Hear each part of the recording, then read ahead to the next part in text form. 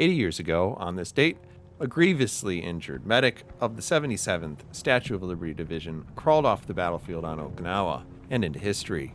He was just one of 49,000 American casualties on Okinawa. The events of that day have been immortalized in official documents of the United States, several books, and most recently a 2016 film, Hacksaw Ridge. Kind of.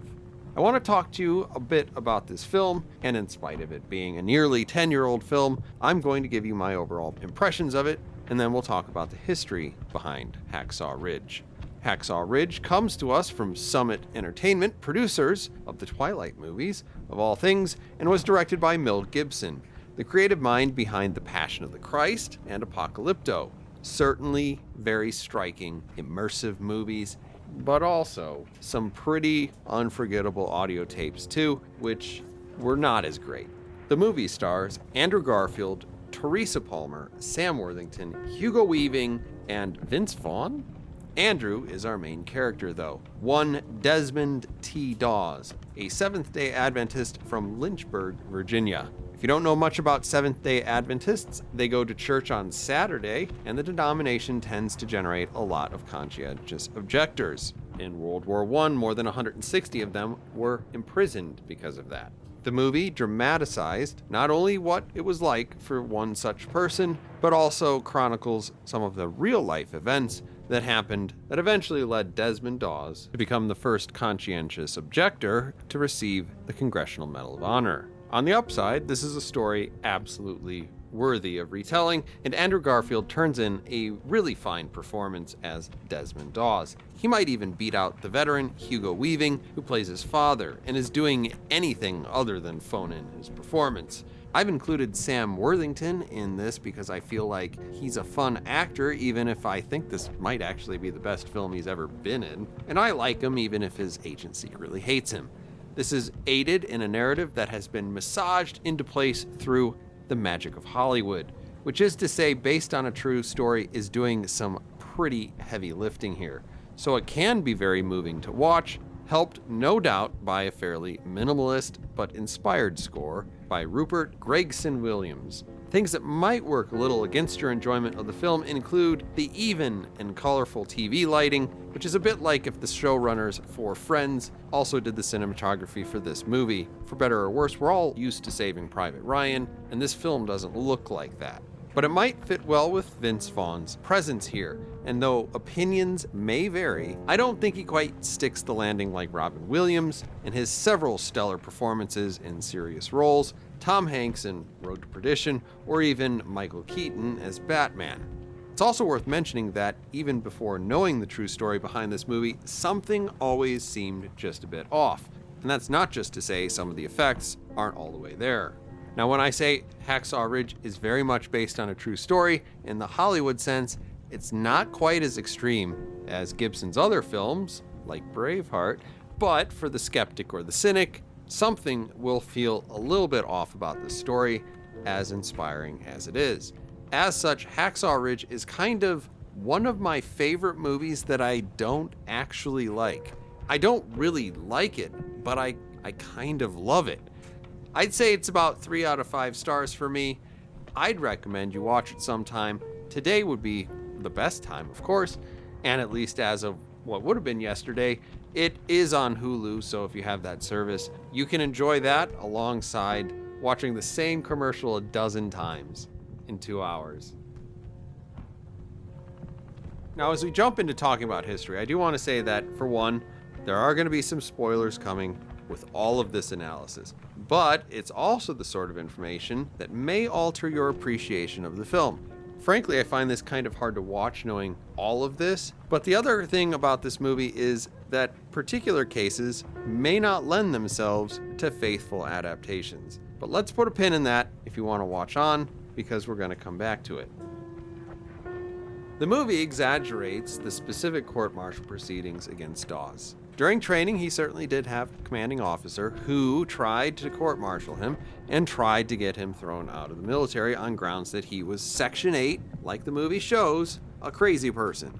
The court-martial never went through on account that the President of the United States had issued an executive order on the treatment of conscientious objectors, and Dawes fought being labeled crazy for believing as he did, and actually at a time when he wanted out of the military. It is true that his father helped, but I'm going to guess showing his father making a phone call rather than having Hugo Weaving show up in a vintage uniform was somewhat less dramatically impacting. All in all, this kind of is a vindication though, because though his father was at times a drunk, abusive, and a great war veteran, he was nowhere near as bad as he is shown in the film.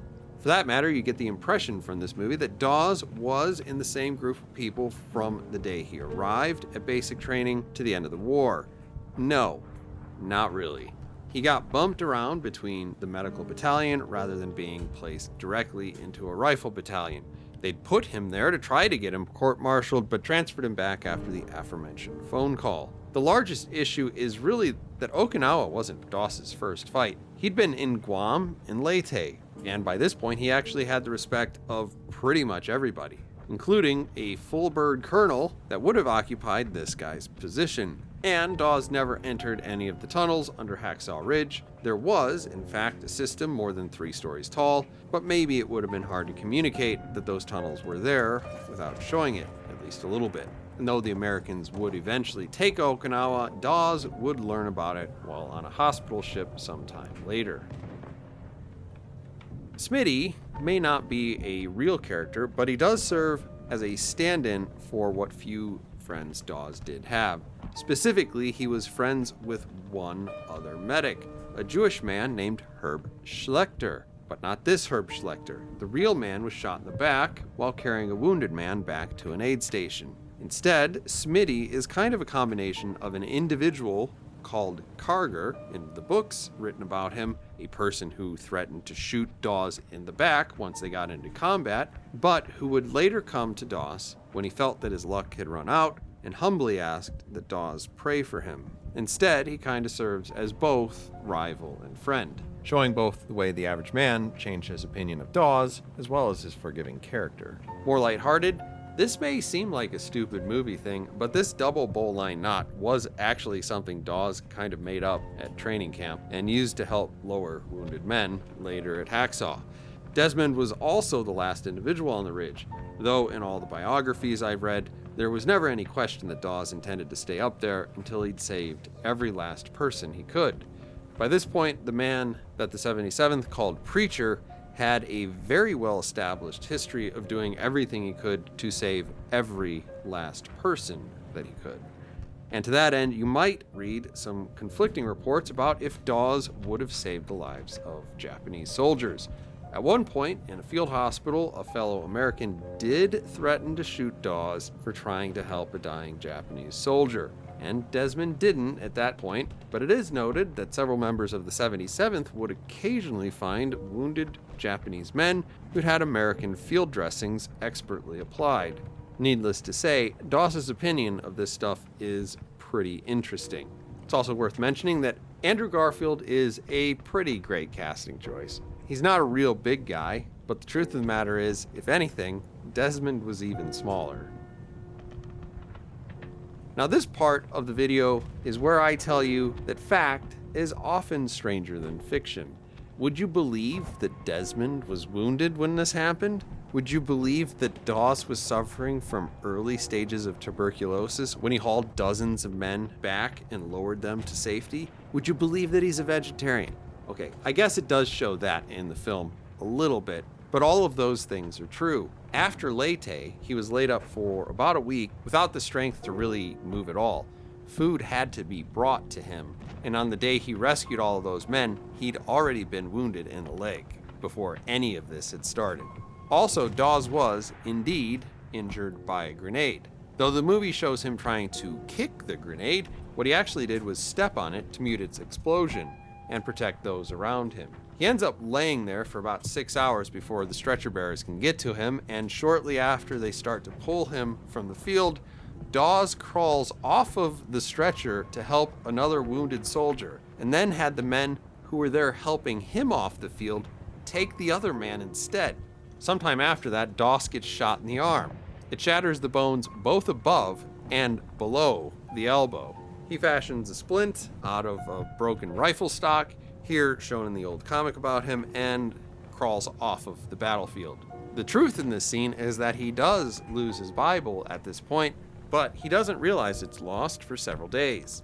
That makes it a little bit more remarkable that his division looked for it, a Bible, lost days earlier in the midst of a battlefield, and actually found it. The movie doesn't show you that Desmond Dawes at one point saved an individual while clearly visible to a Japanese sniper. But for some reason, the Japanese, who specifically targeted medics and litter bearers, as shown in the film, because of how harmful it was to morale, strangely did not fire on him. Amongst Seventh-day Adventists, this is referred to as the miracle of the rice paddy. Even more interesting, when that story was relayed to Japanese people many years later, a former soldier recounted a strange incident where he thought he had seen Dawes on the battlefield, he had put him in his sights, but could not pull the trigger. And however improbable it is for me to pull up the post-credit scene to point something out here, Dawes likely did not save 75 men. The Army initially calculated that he'd retrieved approximately 100 based on basic math. They figured they had about 50 men that came down, and when they ended up with 150 later, the general who greeted him said he'd saved 100 men. Who knows? Maybe it was 95. Maybe it was 104. But Dawes shook it off and said it couldn't possibly have been more than 50. The 75 number, written into the official record for his Medal of Honor, is simply a lie agreed upon. The compromise between what is likely Dawes' humility and the more objective, if imprecise, headcount taken by the Army leadership at the time. Now, there's a lot of stuff I've skipped, basically everything to do with his childhood, but at this point, we have a pretty good idea of what Dawes did and how it's kind of portrayed in the movie. We have a lot of things that happened. Most of them didn't happen exactly how they were portrayed, and certainly they happened in different orders. Most of the events of this film happened on May 5th. That was a Saturday. So as much as I love Sam Worthington's lines here, the next day was Sunday. But when they went up on the 4th, they did wait for Dawes to pray for them as in the film. All in all, this is one of the messier historical dramas I've ever seen, but would you have believed it if it were told the right way? I think you might have ended up with cinema's longest montage if you showed Dawes saving even the 50 men he claimed to have saved, much less the 100. There's a picture of the actual ridge. Is it easier to believe that somebody could climb a rope ladder that's 2 or 3 times as tall as it actually was? Or is it easier to believe that a sick, wounded, scrawny little man without a gun from Virginia lugged 100 men in a war zone, and it hadn't even been the first time he'd done something miraculous? So the short story is, I think the purpose of this film is to get you to look upon Dawes and what he did in the same way that the people in this scene are looking on him. Dawes was a man of uncommon conviction, the sort that most of us can look at with only a sense of awe and wonder. While I don't particularly love this film, I do sort of love that this film exists. And though this is a strange thing to say, I kind of like this how I like Paul Verhoeven's Starship Troopers movie. It encourages people to read the book. If there are any Heinlein fans out there, you know what I mean. This movie is a mess, but it also led to learning more about something truly special, in this case, the remarkable story of Desmond Dawes. For those of you who are interested in learning more about this gentleman, the footage that you can see of interviews at the end with Dawes and his fellow soldiers comes from the documentary by Terry Benedict called The Conscientious Objector. Made in 2004, this was just a short time before Dawes' death. I liked this documentary, and at just 1 hour and 41 minutes, it's going to get you through Dawes' life at a pretty good clip, and it's going to get you most of the information that you're likely to really want, and with virtually no reading involved. The only downside is that the director either has the personality of a text-to-speech program or is not very good at making it sound like he's not reading words off a page, which, not to give away the secret sauce, is something I'm more than a little qualified to give an opinion on. If you are a fan of words on paper though, which surprisingly I am not, I read some books for this. First, we have Desmond Dawes, The Conscientious Objector by Francis Dawes. The name ought to give away that this is one of Desmond Dawes' relatives, specifically his second wife, who he married after Dorothy's passing. I'd say this is the most unvarnished way of getting Desmond's story. It is obviously a labor of love and talks about Desmond's life in great length before and after the war. The downsides to this telling are, more or less, the book dedicates only slightly more pages as a proportion of its overall length as the length of his service was to his overall life, which is to say that it occupies only a couple of the middle chapters. Francis, God rest her, was obviously not a professional author, so you might say that this is also easily the least interesting presentation of the information available. Francis was also a fellow Seventh-day Adventist, and I certainly don't want this to sound critical, but this is by far the most religiously oriented of the books here, so it may not be for everyone. The Unlikeliest Hero by, I guess, Boot and Herndon is a pretty straightforward portrayal, and at under 200 pages, with generous margins and plenty of pictures, is written in the sort of style that most Gen X and millennial types will be used to from school. That may seem very comfortable, or possibly nightmare-inducing, depending on your perspective. It also was written closer to the time these events actually happened. That also serves somewhat as a downside. Because it wasn't released in great numbers, a lot of the books no longer exist, and you'll probably have to get this out of a rare public library if you want a chance to read it. Otherwise, it is prohibitively expensive to buy, unless it just happens to show up at some garage sale, which was not the case for me. More recently, though, Redemption at Hacksaw Ridge is a reprint of that book, with a new once-over in terms of overall editing, and an extra chapter for those of you who want to know what happened with Desmond after 1967.